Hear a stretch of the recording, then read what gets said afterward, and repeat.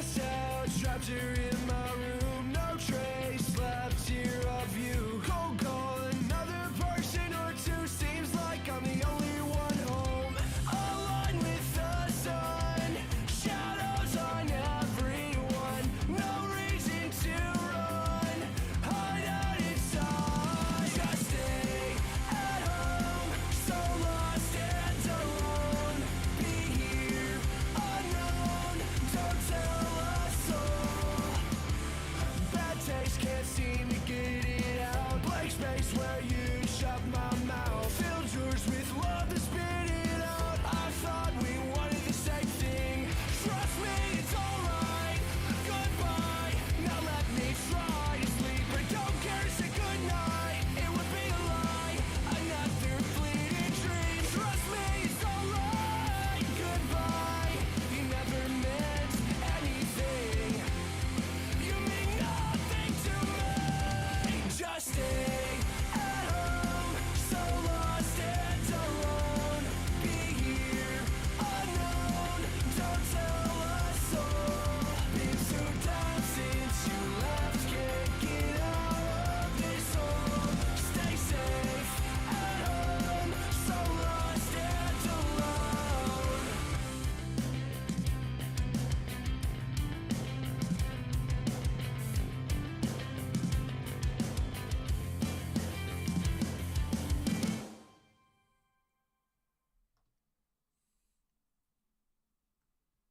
Hello, everybody. Welcome to another post-mortem. And it is the worst defeat the City have experienced in I don't actually know how long. But that's now 5 losses in a row in all competitions. It's 3 losses in a row in the Premier League following the defeats to Bournemouth, Brighton, now Spurs. We will potentially be 11 points off top spots come the end of this weekend coming up. And we actually could, there is a world where we are actually in 5th place in the table at the end of the weekend. Lots of things would have to happen for that to happen, but there is a world in which that could, in fact, happen. So the purpose of today's show is to, obviously, as always, go through the game. I've not had time this weekend to... I've not had time this weekend to do an individual analysis video, so apologies, there won't be one of those. So, but hopefully this will suffice. I have now watched the match. I've made notes. I have timestamps. So hopefully we can go through it together and try to figure out what is going on. Are these new issues that we experienced against Spurs? Is it just the same old issues? Is something bigger going on at play? Is it a case of the individuals aren't good enough? Is it a case the individuals aren't trying? Is it a case that Pep Guardiola keeps making weird errors of judgment? What's going on with the squad? How did we set up? What are the problems? What were maybe some actual... I know we lost 4-0. Are there some positives that we can try to squeeze out of the game? Maybe not. But we'll see what we see, won't we? If you are joining the stream, the video, please make sure to leave a like on the video whilst you are entering, which would be very, very helpful to me. Apologies, this is a bit of an off-the-cuff live stream in terms of, like, I've just scheduled it now, but it's been very hectic for me the past day or so. And I appreciate we play Feyenoord tomorrow, so there's going to be a totally different conversation after that game. So I felt like it was important to, you know, get some sort of Spurs video out for you guys, and hopefully this will be quite cathartic as well, and maybe we can have a lovely chat therein. Yes. That's what we're going to do today. Thank you to everyone saying congratulations. In case you don't know, in case you don't follow me on Twitter, X, formerly known as Twitter, on Saturday, I think it was as the 3rd goal was going in, actually, I got engaged to my girlfriend, now fiance. We've been together for just over 9 years now, and she's very lovely and very beautiful. She's called Mrs. Nobbins. That's her official legal name. I know some people haven't seen her live before. You've seen her if you're on my Twitter, but maybe not. So I think she's very camera shy. So she doesn't really want to be on for that long, but I've asked if she can just come on momentarily just to say hello. Mrs. Nobbins, are you there? Hello. Come on, come through. Come through. I'll just close the chat just so they can see you properly. This is Mrs. Nobbins. Which way do I look? Well, there's the camera, so, Okay. so you look wherever you want. Do you want to like show off the ring, maybe? Yeah, as sure. well. Like this way? Yes, there you go. Oh, look at that! Look at that! Look at that salt and pepper diamond, a man of taste. There we go. Bye bye. Bye. See ya. She's very, as I say, very camera shy, so she doesn't want to, she doesn't like to really speak on stream. But there we go. I thought you might like to meet her. Yeah, so we are now engaged. So that's why there was no content over the weekend, and I've just I've watched the game this morning. So there we go. That's the state of play. Anyway, that's the happiness out of the way. Now let's get to the dread of Manchester City, because I don't think anyone really wants to hear about the actual day. If you do, then let me know. But probably not. So maybe let's get to the match, shall we? And I will catch up on the chat as well. Manchester still blue, says random Banguette. Thank you, Tristan. If you don't get a result at Anfield, it might be over. I don't think we can expect a result indeed. Mars says, I predicted a Spurs whooping of City, but I thought you'd get pissed. Oh dear. Thank you, Ultimates. Thank you, Mars. Yeah, Toby and I were engaged. Absolute scenes. Thank you, Louise. Yeah, we'll beat Feyenoord. No cap, no cap. City severely broken, says AA Witherspoon. Thank you, guys. Mrs. Nobbins stream appearance before a City win. Can she play DM? Great question. I'll ask Bjorn. I'll ask. Thank you so much, Ivana. Big up to you, Herb. But yes, thank you, guys. This is all very, very lovely. Can she cover for Kova? Yeah, she is very lovely and very beautiful. I'd say if you want like pictures from the actual day, you can go onto my Twitter, where I popped some post-engagement photos of the two of us. I've got my notes from the game, which, as I say, I was forced to... You know what? It's the worst thing, having to watch a game of football where you know the result is a terrible one, like a truly terrible one. So that was a fun experience this morning. This is basically my sort of thoughts on the match. And this is where I want you guys to get involved as well. So we're going to like tactically dissect it. Yeah? Yeah? Sounds like the KDB replacement to me. Yeah, I don't know. One time, my only visceral memory of like Mrs. Nobbins and I playing football together was she was in goal and one of my mates like properly twatted her with the football. Like he tried to find the roof of the net and Mrs. Nobbins' face was on the line, and fair play to her because she saved that and kept us in the match. So big up to Mrs. Nobbins for that. Big up there. Ram says create a good chance but bad defensively. Yeah, exactly. What a brilliant engagement present from Man City. So thank you, guys. Thank you to the club for that. I really appreciate it. Yeah, so my thoughts on the match. Lost 4-0, obviously, not ideal. The first 13 minutes or so was good, which is really annoying because the first 30 minutes were very interesting and we could have scored at least one, maybe two on another day. Certainly one, though. I think we could have scored at least one. She is a keeper, Joseph. Haha, do you get it? At 2 minutes, so I've got timestamps as well. At 2 minutes 20, City's press was really good. No, in fact, let's get into the lineup before I do that. Let's get the lineup up just so I don't make any mistakes here in terms of lineup, because the lineup confused me. Can't lie, won't lie. Can't lie, won't lie. Let's have a look. Yeah. I've no idea what we think we're doing in respect of the lineup, despite the first 13 minutes or so being good. As I say, I need to get the chat back up on the screen, don't I? Apologies. There we go. Despite the first few minutes being good, the starting lineup's weird. Weird. We all know that Walker's passed it. There's not really, and I talked about this on LNobbins, there's only so much we can say about Walker. He's passed it, he's done, he's finished etc. He made a mistake. Water is wet. Understood. That's how, that's fine. It's not fine, but he was the worst player on the pitch, but we know he's going to be the worst player on the pitch. So it's just like to be expected at this juncture. Rico Lewis starting in midfield. Insane to me. Insane to me. There is no Mateus Nunes, who's actually been playing very good this season so far. I know a lot of it's been happening out on the left. But we opted to... We changed the system. God, I just punched my mic there. We changed the system again. Now, or rather, we didn't change the system again. We changed the system, and once again, the personnel were in really weird areas once again. Again, something I just mentioned with LB on his show. If you're going through a really rough patch, I feel like something that you need to have happen in terms of like hanging your hat on something at least is having a sort of continuity in the team and going like, okay, well, we're playing badly, but at least we know this is going to be the team. So we know the end goal. We know how he wants to play. We know how he wants to set up.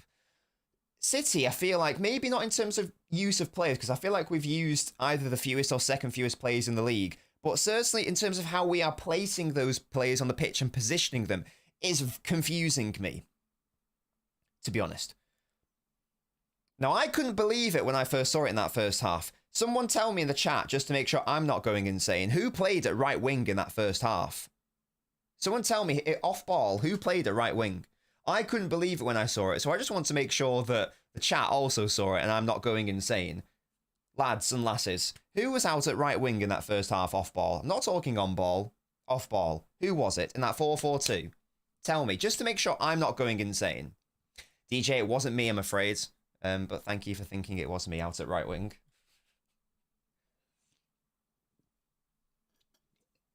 So Walker was right wing on ball. Now, Doku didn't play, guys. Now, Walker was right wing on ball. Who was right wing off ball? Right, yeah. Okay. Naja Pirate said it. Rico Lewis. Rico Lewis was our right winger off ball. Why? I have never seen that before. I have never seen that before. Let me know in the chat. Has Lewis ever played on the right off ball? I don't think he has. I'm not talking right back, by the way. Right, whatever you want. In FIFA terms, it would be right midfield, wouldn't it? He was on the right of the 4-4-2. Why? Why? And in the midfield, it was Gundogan, Bernardo, Savio out on the left, and then you had Haaland and Foden as our two pressing forwards.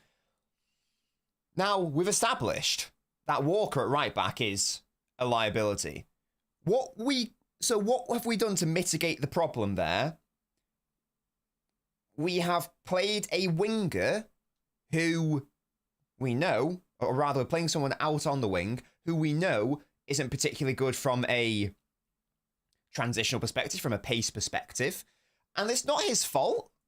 It's not his fault, by the way, because it's Rico Lewis. I don't expect him to be particularly good out on the right off ball in a 4-4-2. It's a position he's never played before. But I just couldn't believe that now is the time that we are dicking around and experimenting against Spurs when Walker's there as well. Savio had to play there. Savio is a very good pressing winger, and he actually provides a lot of support to Walker when he's out on that right side. But we played him out on the left. Just odd. And as I say, we had Foden and Haaland as the strikers. The midfield four, we had Savio left, Lewis right, and then Gundo Bernardo in the centre. And then the back four was, the back four, Gvardiol, Akanji, Stones, Walker, Edison, obviously. It changed in the second half, but in the first instance, that staggered me. Could not believe that was happening. And the amount, even before the goal, I know I said we played well in that first 13 minutes, but the amount of times that Spurs clearly identified our right side as a pressing weakness, it was embarrassing. I would have been embarrassed if I was one of those players out on the right side. Because I'd be like, well, they're clearly targeting me. This is like a disgrace to my name and my honour as a defensive player. How dare you target me like this? But they kept doing it, and it nearly worked in those first 13 minutes, but even before the first goal, it was the same pattern every single time. And I'm also going to call out Foden, because he was part of that right side problem, because he was the right-sided striker. And off ball, his pressing was not good enough. Now, there was no intensity from any of the players in respect to that press, whether it was Foden, whether it was Lewis, Walker, Haaland, even Savio at times. I don't know if that's an instruction or not. But either way, the pressing was nowhere near intense enough, and everyone was just off it slightly, because the pressing starts from the front. Yes? The attack is the first line of defence. So when Foden and Haaland go to press, and they get bypassed so easily, because they're either not intense enough, or they're not sharp enough in the action. And in fairness, it might be more the sharpness. And this goes back to what I was saying earlier. If we keep playing, so for example, let's take the Rico Lewis example, because I feel like he's the biggest victim of all this. If Rico Lewis is in one game playing at right back, and then he's playing at left back, and then he's playing in the centre, and then he's playing out in right midfield, and then he's playing slightly more advanced in the centre, you're not going to get into a general vibe and a general rhythm of like what you should be doing off ball. And now you can say they're professional footballers, they should be able to adapt on the fly, but rhythm and consistency I think matters a lot. So I don't really blame Lewis for not being particularly good pressing out in right midfield. I do blame Foden because he should be better pressing as a striker, because it is a job he's done before. But all I will say on that is that he's also being asked to play at press sometimes on the right and the centre and the left. So again, there's no like consistency there. I can't really give the same excuse to Haaland because he's always pressing there. Or Gundogan, because he's always pressing there. Or, our defenders, because they're always in those positions. But that was my first gripe, really. The lack of consistency doesn't help. And again, the individual players need to do so much better from a pressing perspective. But they aren't really being helped, in my view, by the way we're being set up. Also on how we were set up. The gaps between our defence and our midfield and our forward line is staggering. It's what? That's Man United. That's Ten Hag's Man United when you see those gaps between the defence and the midfield and the attack. And we had such a high line as well. And this is what we criticised Ten Hag's United for doing consistently. They were trying to press high, but they were leaving so much space with their gaps. At least with us, we didn't try to do a low block at the same time. We tried to play a high line, but without the intensity, the high line's going to get breached every single time. And when that's compounded with, and that leads into individual errors, it just turns it into an absolute shit show. So the setup for me was bizarre, as I say. I can't understand Lewis around midfield. I beg we just ditch the 4-4-2 out of possession. In my opinion, we need to pack the centre and go for like a 4-5-1. So get rid of the idea of pressing with two strikers and be more reserved and more conservative. And maybe that's looking at it negatively. But I'm sorry, we do not have the legs to do this. We do not have the physicality, the duel winning, the second balls, the just the bodies to do it. Lewis can't do it. Gundogan can't do it. Bernardo can't do it. The players who maybe can do it, here are players who maybe can do it. Nunes, maybe Foden, maybe Grealish. Big maybe on those two. Nunes is the only one physically who definitely can. Foden, maybe, because he's got the pace. Grealish, maybe. He's got more pace than Gundogan, Bernardo, etc. So maybe they can do that. But we aren't even trying. And then the second half, and we'll talk about on-ball system in a moment, and then we'll talk about the individual goals. Second half, maybe it got even worse. Because second half, we moved Foden to the left. Okay, fine. Savio as striker. Right. Okay. Bernardo to the right. Okay, understandable. Then Lewis in the centre. So now our midfield pivot is Rico Lewis and Ilkay Gundogan. With the game, we were already 2-0 down, but even if it was 0-0 at that point, or 1-0 up, the game's over. The game's over by virtue of how we're being set up fundamentally. I just don't understand that, personally. Maybe I'm missing something entirely, but that just seems suicidal to me. We haven't even really got onto like the individual errors and the fact that we weren't able to score goals and the fact we conceded 4. I've spent how long of this stream, in addition to like, a Mrs. Dobbins reveal for some of you guys, like 15 minutes or so just talking about like systemic issues that we are just making worse. Very odd and very confusing. And I don't quite get it. Again, I don't know if I've seen Savio play as a striker out of possession. Let me know, guys. Has he played? Maybe he has. Maybe I'm wrong. It is when it's because if you're 2-0 down at the Etihad and there's 45 minutes left, you've got a chance to get something from the game. Is now the time to be faffing around with experimenting, playing Savio as a striker out of possession when he's so good off ball as a winger, when he provides so much running power out wide? Is that a sensible thing to do? Is it then sensible to play Lewis in the centre? And again, it's not his fault, but he gets bullied far too easily when their midfielders, Basuma and Sarr. He's going to get twatted, and that's exactly what happened. Even with Basuma on a yellow card for the entirety of the games, he got booked inside 30 seconds. He's still absolutely able to bully him and walk all over us. The squad building isn't great, hasn't been great, and it's manifesting itself in the worst possible ways. We're just not helping ourselves. There is a way to mitigate the problems, which I think we'll get into before this show's end, which I have discussed in the past. And there were glimpses of it in the Spurs game. There are, and you can call me deluded if you want. There is at least one positive I can take out that Spurs game. Obviously, 99% negatives, but there's something there which we'll get into, and maybe we'll get into it now actually. Or shall we talk about the goals first? What shall we talk about first, guys? Shall we talk about the goals we conceded, or shall we talk about our on-ball structure and formation? Let me know what you would let me know what you would prefer, because we actually changed it for the Spurs game. This is the first time this season we've played like this in terms of on-ball structure. Let me know, what would you prefer? How we set up on ball and how we worked on ball, or the 4 goals we conceded? Let me know where we should start. We'll cover both, but let me know where we should start. 4 goals or on ball. Let me know what you think. I'm just going to take a swig of my Pepsi Max while you guys ever think. Please leave a like on the video, by the way, guys. We've got 115 people watching. Ha ha ha ha. Let's get to 115 likes. Come on, you know the drill.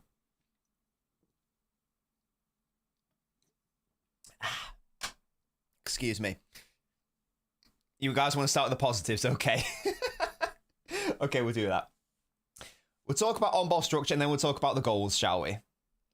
Let's talk about that. I think that just the first thing, just before we get onto on-ball, the first thing to note is that the defense is still the biggest issue. The way you were set up defensively is still the biggest issue. There are issues offensively, but I'll get into the stat later, which, again, if you follow my Twitter, you'll have seen this. But the first port of call has to be, in terms of like the issues at this club right now, has to be defensively rather than going forwards. There are still issues going forwards. We'll get onto it now. Okay, on ball then. Let's do it. This has been the first time this season, as far as I can recall, where we played like last season in terms of setup. How did we set up last season? Towards the end of the season, because we set up we had at least 3 systems last season, maybe even 4. I'm specifically talking about the system which ultimately won us the league. It's a 2-3-5. It's the false winger system with double fullbacks as wingers. That's ultimately how we won the title last season. But the reason why it worked, to an extent, was very specific and no longer applies. That's the first thing to say. In terms of like the players we put out anyway. What we did was, on ball, Walker went to right wing, as he did last season. Gvardiol went to left wing, as he did last season.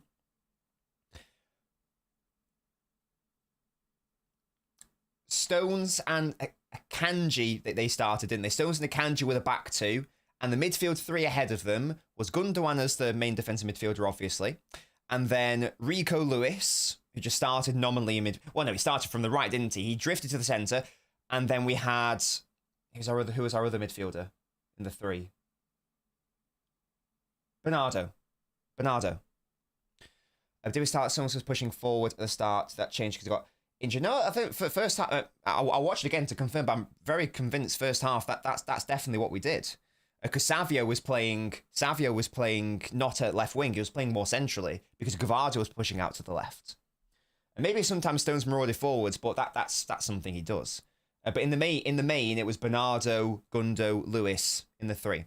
So Lewis was the Bernardo from last season because Bernardo started on the right, moved to the centre. Lewis started from the right, moved to the centre. So Lewis is Bernardo Silva for the purposes of this game. Bernardo Silva is Kovacic, and Gundogan is Rodri.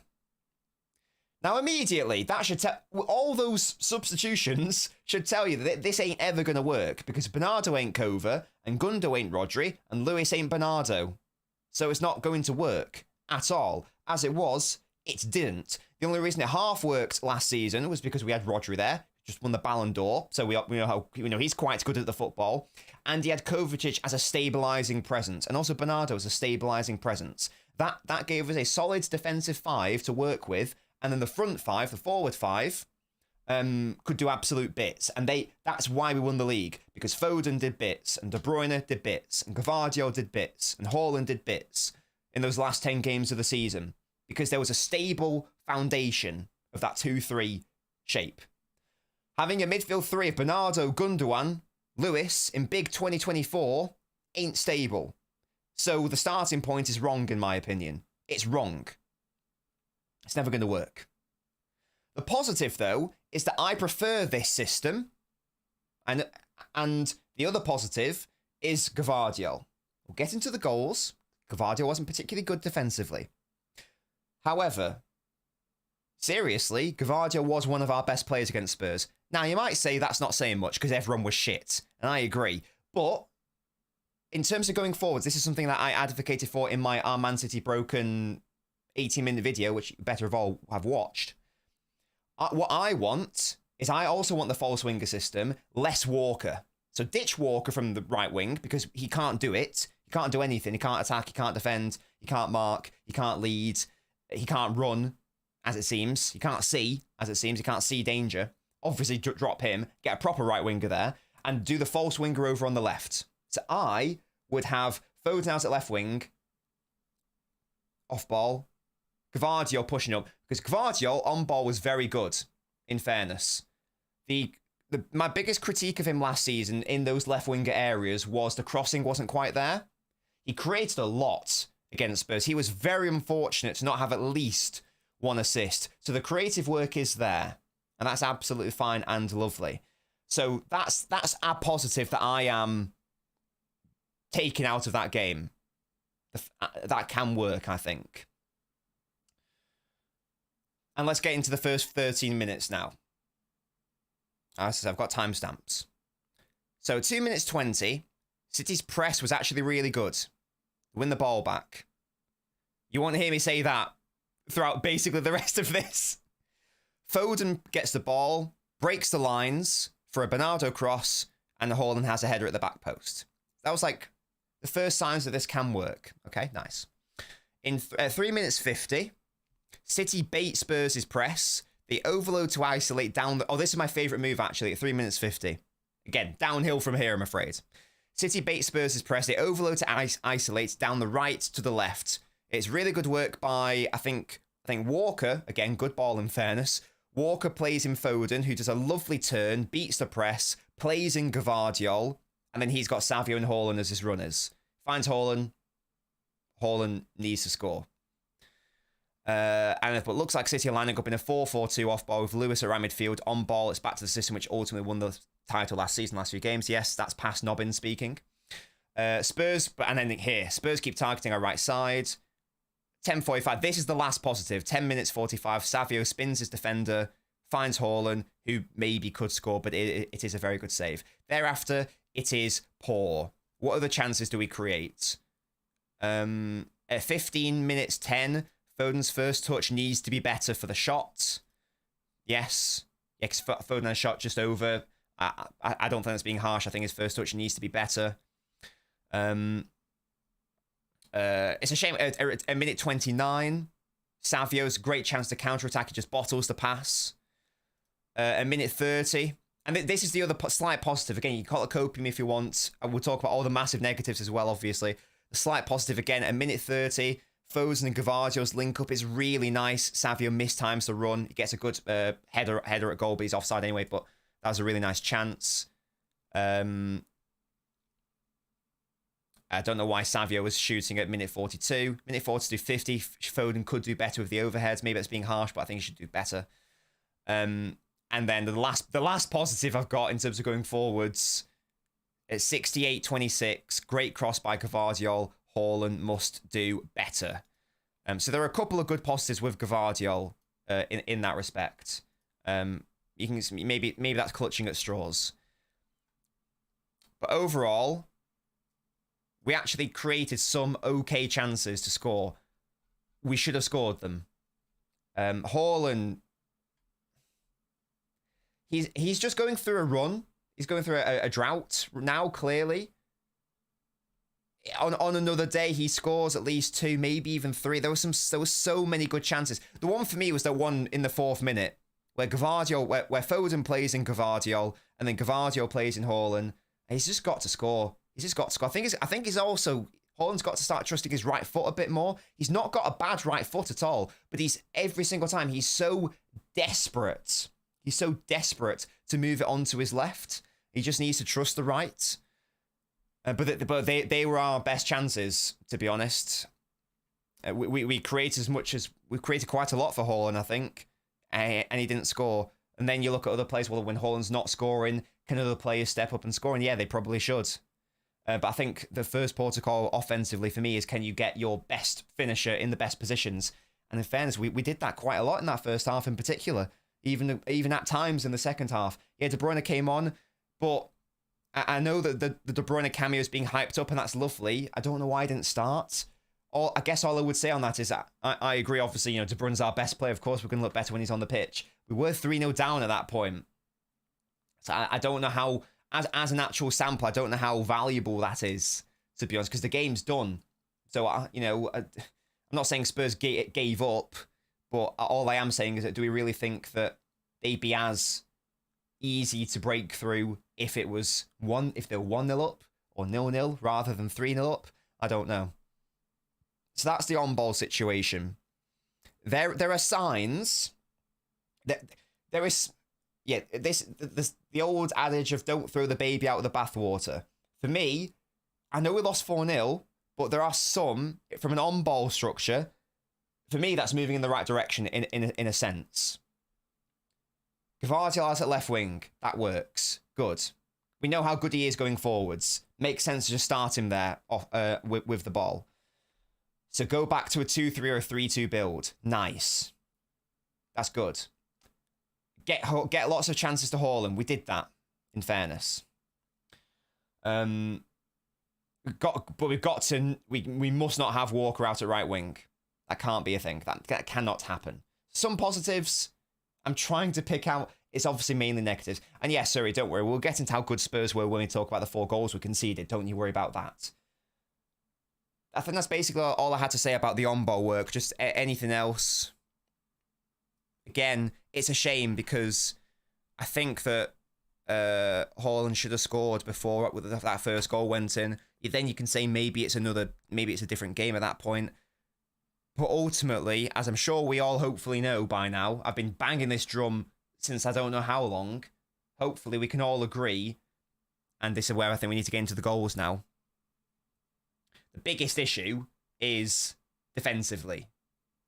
And not necessarily the defenders, but certainly defensively.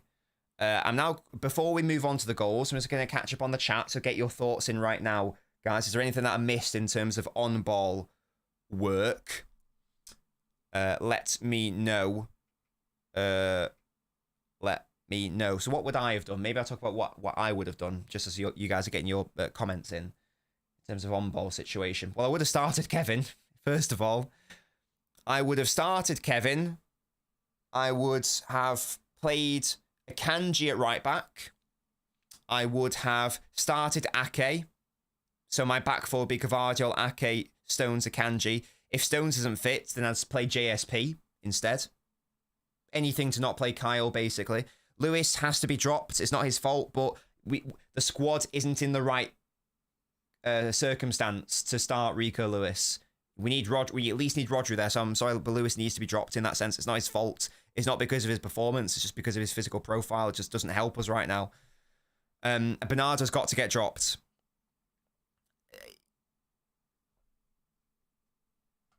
Yeah. Savio, not out on the left. Play him on the right. Foden, start him on the left off ball. False winger him into the centre on ball. Because again, the first... We were only good in those first 13 minutes. And the two best chances were from Gvardiol and Foden link up, basically. So for me, that's a connection which we need to try to build upon. That's the only positive that I can really come up with. I would love to see, though, there's XG graphs where it tells you the XG created from the left, centre, and the right. I would wager that literally nothing was created down that right side until like De Bruyne came on, probably. It was all the left. It was all Foden and Gvardiol. There was the only good stuff happening on ball, because when you got a chasm of creativity and Kyle Walker out on the right, nothing's going to happen, is it? So that's a thing. And then from there, you've got to play Gundogan. If Jacob Wright isn't an option, because he apparently isn't, then you've got to have Gundogan there, apparently. I would personally play Jacob Wright, by the way. Give him a go. But if that's not even a consideration, then Gundogan has to play because Kovacic is out. And then one of Nunes or Nico O'Reilly has to be near Gundogan. Has to hold his hand. Has to. Has to happen.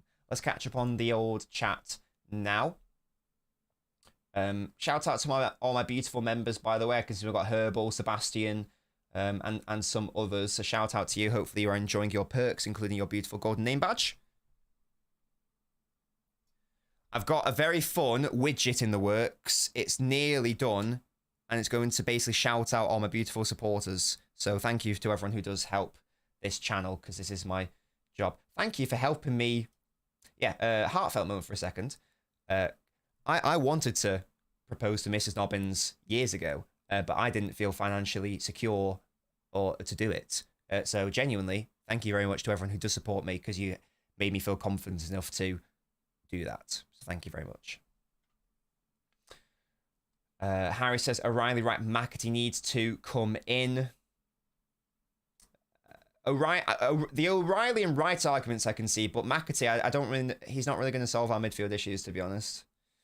No physicality is Indian citizen. Newcastle have no reason to loan Bruno G. Could loan Louise. Just give us Bruno G, I reckon. On a scale from 1 to 10, how annoyed, depressed were you watching the game back? Oh dear. I guess it was just more embarrassing than anything else. Like I knew it was going to be bad, but the individual errors. We've talked about the system, but in addition, some of those errors were just staggering, man. Craig says Kevin Foden have to start together. 100%, 100%. People will say Lewis needs to be dropped. We'll play Gundogan, Nobbins included. Lord, here's hit. But as I just said, Gundogan has to play if Kovacic is injured. And if Jacob Wright isn't an option, then Gundogan has to play. Now, again, I would play Wright. Nico O'Reilly isn't a 6, by the way. So at 6, the options are Gundogan, Kovacic, Wright. Those are our options. I would personally give Wright a go now. But if Kovacic isn't available, and if we're not willing to give Wright a go, then by default, Gundogan has to be that player. So I don't want to really start Gundogan right now, to be honest. Again, I've been impressed by Wright's. I was really impressed by Wright's tiny cameo against Spurs. No, it's only League Cup, blah, blah, blah, but I think it's worth giving him a go. Sorry. Pep loves it. Favourites boards dictator. Oh gosh. Icarus says if we're gonna have Walker at right wing, I'd rather have Nunes at right back to bomb forward. Says Icarus. Just don't have him at right wing because he doesn't do anything. He doesn't. We. And again, I'm not going to keep going on about it because I made so much content last season about these issues. We know he doesn't attack. We know he's not a particularly good crosser. We know he doesn't even cross. We know he can't shoot from distance. We know he can't create. We know he can't defend. He can't do anything. Yes, Amara has been for a while. Thank you. Yeah, exactly, Sebastian. Again, he doesn't need to be. He wasn't brought in to be that guy. Rather than signing Haaland, backup club should get forward like Chris or Omar. Yeah, exactly, Nitin. I totally agree with you 100%. I don't want a backup striker. I want a forward who can play elsewhere. Or who can play midfield. João Pedro, someone like him would be perfect. I'm Croatian. Bros has done, unfortunately, even retired from the national team because he wasn't good enough anymore. Oh, sorry. Is that Brozovic? I thought we were talking about Kova then. I read that as Bros rather than Bros. Thank you so much, Craig. Thank you very much. I think McAtee is significantly more physical than Bernardo or Gundo. He would help a lot. Do you think that is that his position then, Suri? Isn't he more of like an offensive player? Do you think he could do the job deeper? If he can, then fair play. Pep said with all centre backs fit, he'd play Stones and Akanji as holding midfielders. So that means Wright's not in the equation, doesn't it? If he's saying he'd rather play a centre back there than Wright, which is wrong, I think. Why even have Wright in the squads then if you're going to do that? That's just silly. Fuller says Savio, Kevin, Foden behind Haaland, Nunes, Gundo, pivots back for Cavallo, Ruben, when first Stones. Just on that, because I know someone else asked. So this is my team. Let's get the likes up, by the way, guys. I'll be live for like another 10-15 minutes. Then I'm going to redirect you to Mo's channel where I'm on the Rational League. I've got nothing to say about any other match because I've only watched the City game and I watched it this morning and I've not had a chance to rewatch it. So I don't know how... I texted Mo saying, I don't think I'm going to be very good on this show. He was like, still come on. I was like, okay, fine. I offered to go in the top 6, but they said, nah, it's chill. So they don't want me. No, what would my team be? And then we'll get into the goals we conceded. We haven't even talked about the goals we conceded yet. There's so much to dissect about City. My team would be this. This is with the current injuries. So I'm assuming that Kovacic isn't available. I'm assuming Stones isn't available. I'm assuming Diaz isn't yet available. I don't know when Diaz is coming back, in fairness. Maybe he is available for the Liverpool game. I don't know. Edison, obviously. I'm playing a bloody 3-2. Okay? I'm running it back to the treble year. Yeah? Or at least a 2-3. But I'd personally prefer a 3-2. But so it's a 3-2-5 or a 2-3-5. I'm going to set it up as a 3-2-5 on ball. Off ball, it's a 4-5-1. I've had enough of this shitty 4-4-2 with no central presence. And our 4 lines, our lines of 4, sorry, just getting bypassed. I'm sick of this shit. Get a 5 in the middle, please. Thank you very much. Edison, obviously. Kyle, no, you don't even get the bench. Bring up a youth player if necessary. Wilson Esbrand, whatever he's called. Yeah? Akanji is my right back. Akanji is my right back. He was the right back when we won the treble. He's my right back now. Yes? Get him there. Get him there. If Stones isn't fit, and Diaz isn't fit, then we're a little bit shafted in fairness. Gvardiol plays at left back, obviously. Ake, left centre back. If Stones isn't fit and Diaz ain't fit, JSP. Anything to not play Walker at right back, essentially. That's what's going to happen. In an ideal world, I'd probably have Diaz Stones. But if I can't have either of them, then that's what it is. So it's whoever's available. Hopefully you get the idea. The idea is 4 centre-backs. Okay? Stones is... No. This is what we're going to do. This is what we're going to do. Gvardiol is going to push up to left wing, as he did last season. False winger. So Foden starts out at left midfield. Gvardiol pushes up, allows Foden to tuck in. Kevin De Bruyne is playing in midfield as well. Obviously he is. Savio's playing out on the right. Obviously he is. If Wright isn't viable, and Kovacic is injured, then I've got to start Gundogan. Whatever you think about that, Gundogan has to start in that instance. Okay? But help him out by having Nunes alongside him. Okay? Bernardo does not get into my starting 11. He does not get there. So Nunes is alongside Gundo, and that's how that 2 is created. So Gundo stays, Nunes drops, the back 3 stays the same, Gvardiol pushes up. That's how it's created, okay? Foden drops in, got De Bruyne alongside, Savio on the right, Haaland. So the front 5 is Gvardiol, Foden, Haaland, De Bruyne, Savio. There is enough firepower in that front 5 to create a lot of chances and score a lot of goals. Okay? That I think is our best front 5. And there's a decent balance there as well. You can, if you want, you can say, is it too offensive? I'm sorry.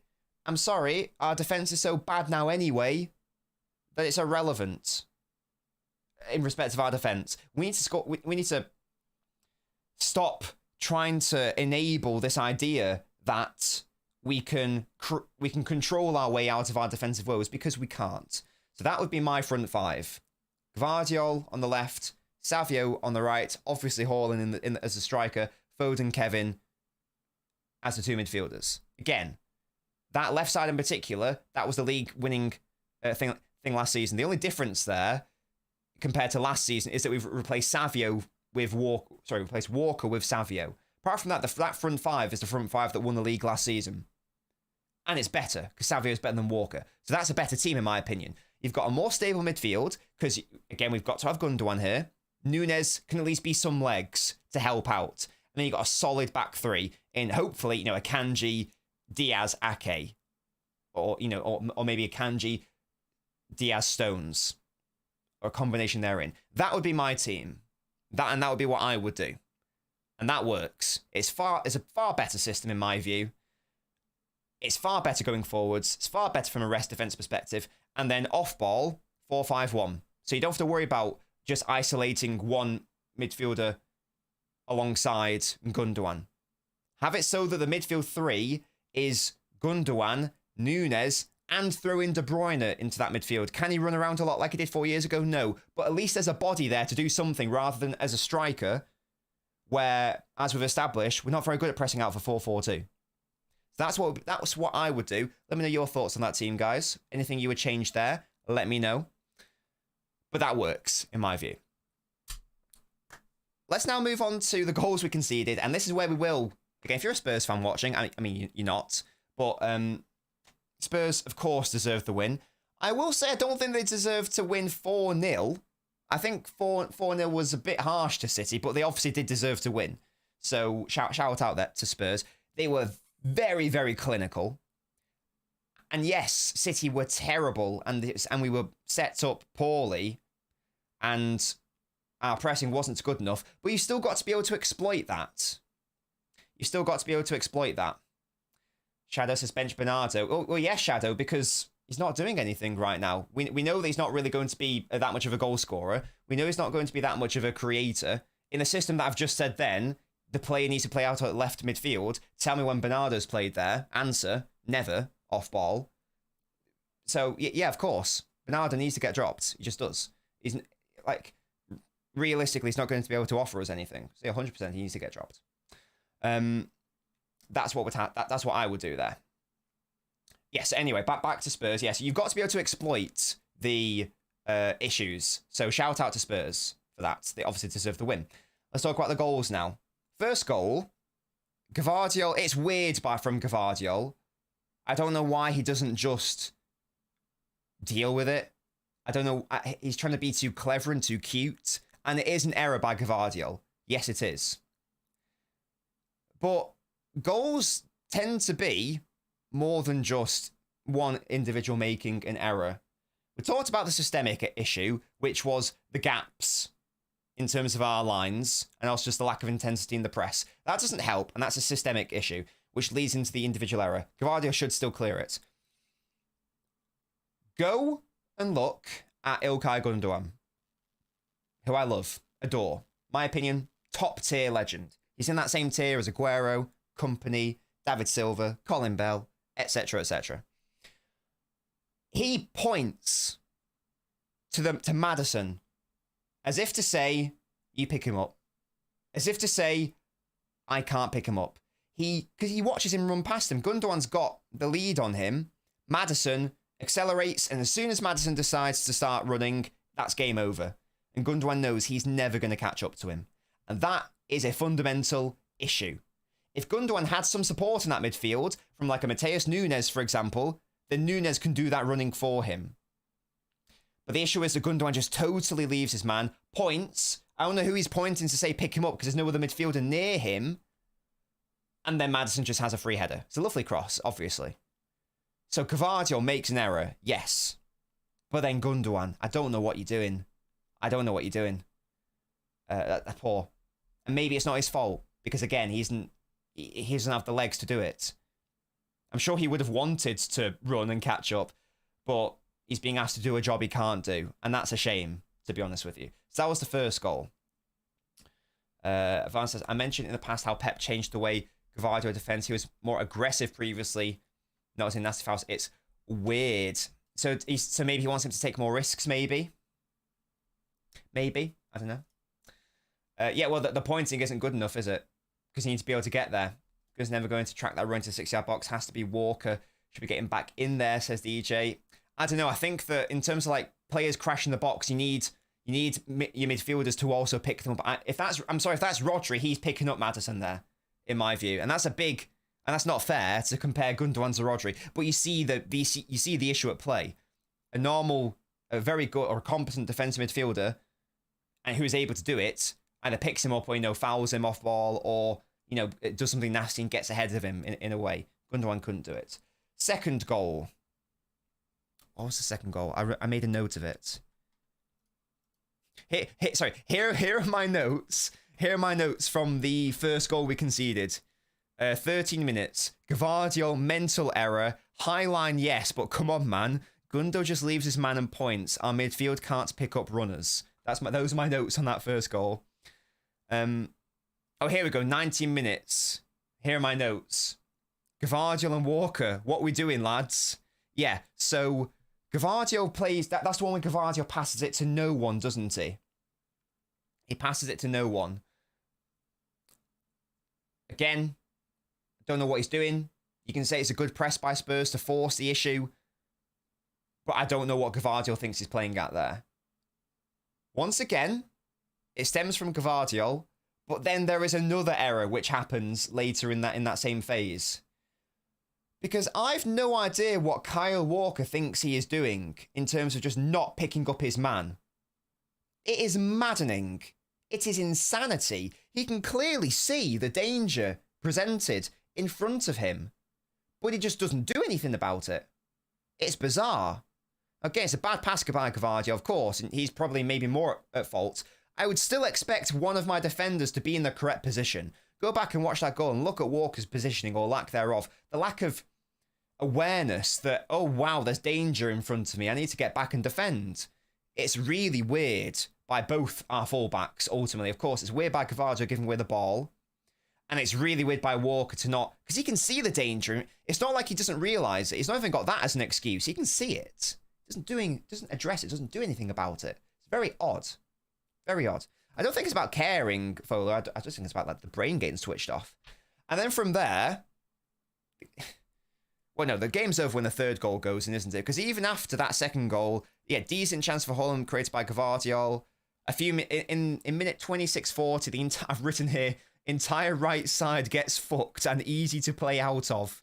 27:40, Foden and Lewis in the press. What the fuck? So there's so many issues even outside of those 4 goals. I think for me, the worst goal is the third, The worst goal is the third. Because at 2-0 down, we saw it. Was it last season? Or was it the treble winning year? I think it was the year before, wasn't it? You're 2-0 down against Spurs, you can maybe get a win. There is still hope. You can even get a point. There's still hope at 2-0 down when you've got 45 minutes left at the Etihad. So for me, the third goal was the most disappointing because it was pathetic. And it just really sums up everything about the issues in our midfield. Now, here are my notes. 51-45. We lost about 5 duels in a row. I think Foden loses it initially, and you go, okay, fine. More offensive player. He's going to lose the ball sometimes whilst trying to create something. That's going to happen. Okay, so what can our defensive players do to mitigate that? And I looked back. And we're actually set up decently in terms of rest defense. We had a solid 2-3 going on there at that point. So we had 5 players back. It was fine. We had, because at that point, Walker was at centre-back, wasn't he? On ball, because Savio went to right wing. So who was our back 5 at that point? It would have been Ake, Kanji, Walker, Gundogan, Bernardo, I think. Oh my god. Gundogan's just he's a what's it? He's a phantom. He just walks through him. The Spurs player walks through him. I can't remember, I think it might be Maddison. He walked through him. Terrible. I think he may have got nutmegged as well, did Gundogan. And then from there, Akanji, I don't know what Akanji's doing, but there's a miscommunication between him and Walker, and then Akanji engages, and then just leaves all the space in the world behind, and then we're shafted, and then it's done. And that's just like a perfect personification of our issues this season. There's just no duel winning in that midfield once the ball gets lost. Because again, our players are going to lose the ball. Our creative players are going to lose the ball. That's what happens, funnily enough. So therefore you need to rely on your other players to win the ball back. And Gundogan didn't do that, and Lewis didn't do that, and Akanji, Walker, whoever else was in that phase of the game didn't do that. And that was the worst goal for me. And then fourth goal, it's whatever. The game's done. Like, I know Walker's useless in that action, but again, it's like the game's done. It's irrelevant. It doesn't matter. And De Bruyne came on and he tried to create some nice chances, and that was fine. But we're 3-0 down at that point. It's irrelevant. Do Spurs defenders even care at that point? Can I even use that as a proper gauge to see if it was good or not? I don't even know. So that was an L, obviously, and a big concern. But if you get to around the 80, let's say in another circumstance, if we get to around the 70th minute, there's 20 minutes left, and we bring on Kevin De Bruyne, and therefore we're a lot better going forwards, and it's 0-0, or maybe even 1-0, there's a chance to do something. If you get to that stage and you're 3 goals down already, it's irrelevant. So you at least, what we need to start doing is get ourselves into the best possible position defensively, and then maybe we can think about scoring a late winner if we are indeed struggling to create. We didn't struggle to create because we all know we should have scored a fair few goals there. But ultimately, I'm gonna wrap it up very shortly, guys, because I'm gonna redirect to Mo's channel. I'm gonna leave us with this stat, which again, if you follow me on Twitter, then you'll already know this. And this is why it really frustrates me when people are trying to make the main talking point the attack. Do they need to do better? Yes. Do we need to create more in general? Do we need to, more importantly, convert more? Yes, of course we do. Of course we need to score more goals. But for people to say that's the main issue is mad to me. That is madness to me. Because this is the stat, and I keep talking about this. Manchester City league games where we've had 5 or more non-penalty big chances made against us. So this is basically, I know big chances isn't a great stat because it's subjective, but it's hopefully still illustrative of the point I'm trying to make. So games where we've had 5 or more games where we've conceded 5 or more big chances in a game. In the 1920 season, 1. 1920, by the way, do you guys remember that, where we had no defenders? 1 game where we conceded 5 or more non-penalty big chances. 2020-21 season, only 1 game. 21-22 season, only 1 game. Treble winning year, 2 games. Last season, somehow, 0. No idea how. Guess it just showed how good Rodri is. 0. This season, 4. In 12 games. So we've been 4 times as worse as the 1920 season, the entirety of that season, in 12 games. 4 times as worse in a third of the time. If this keeps going, we are on course to be 12 times as worse as the 1920 season in respect of conceding big chances. That is the issue. And that is the key problem. You cannot win games doing this. It does not matter how good your attack is. It does not matter if Haaland scored a hat-trick on Saturday. Because we still would have got twatted. This is insane. Essie, great question. No idea, mate. No, I do know, because we've discussed it. But that's the point to me. So yes, it's all well and good talking about the attack, who should do better. Haaland should be converting those chances, etc. But it's irrelevant if your starting point is being 4 times as worse defensively as a season when we were so bad defensively that scoring over 100 goals still meant we finished second in the league. So if anyone dares try to start off a conversation of City's issues by talking about offensively, please bring up that stats to them. Please bring up that stats to them. Because it's not even it's ridiculous. It is insane how bad this issue is. And it's something that we aren't really helping ourselves. We keep shooting ourselves in the foot in this respect. But there we go. Are we going to lose against Feyenoord? No, I think we'll win against Feyenoord in fairness. Guys, thank you so much for joining me. I should have been live on with Mo in eight minutes ago. But I just wanted to get something out there before the final gig because I don't really have time tonight because I'm still doing engagement stuff.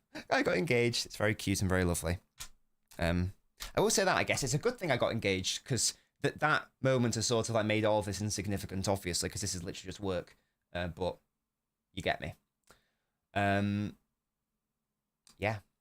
And of course, De Bruyne coming back will help. But if we have De Bruyne in the team, does anyone think De Bruyne is going to help us not concede 5+ non-penalty big chances a game? No. This is why I don't understand when people say, oh, if only we had Palmer. What's Palmer going to do to help out our midfield defensive woes? Nothing. So, yeah, some people are looking in the wrong places for me. Again, it is an issue, but it's nowhere near as big of an issue. And it's more about converting than creating anyway, because we're creating a decent amount. Some of those chances against Spurs, how they didn't go in, no idea. Good saves in fairness. Fair play, Spurs. But there we go. This is now going to redirect you to Mo's channel, so please stay here. Please make sure to be leaving a like on the video as you go out. This has been a very well supported stream, despite me just doing it, scheduling like 5 minutes ago. So thank you as always for your support. Once again, thank you to everyone who watches. Thank you to everyone who is like a paid member and who super chats. Because again, I'll repeat, you guys made me feel financially secure enough to ask Mrs. Nobbins to marry me. So thank you to everyone who supports just by watching, and obviously who is able to support directly financially. It does really mean the word. I feel like in this space, those people aren't really shouted out enough. So thank you to everyone for doing that. And as I say, I've hired someone to make me a widget, which will shout out those people even more because I love those people so much, and everyone in general. I just love everyone. Stay here. It's going to take you to Mo's channel. I'm going to go there now and apologize for being late. And I will see you there. I'll be live tomorrow for the final Watchalong. And I might be on with City Luke after, because I've said for months I'll go in his channel. I keep forgetting. I'm such a bad human being. But I might be on with City Luke TV in that evening. We'll see.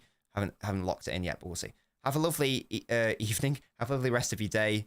I'll see you on Mo's channel. I'm going to need your help, guys, because I'm going to get cooked, obviously, because our team is... So, solidarity in Mo's chat, yeah? So when you get there, do hashtag Nobbins raid or something, yeah? Don't forget to hashtag Nobbins raid. Some bullshit like that. Enjoy your day. I'll see you there. Thank you, guys. Once again, love you all. Bye-bye.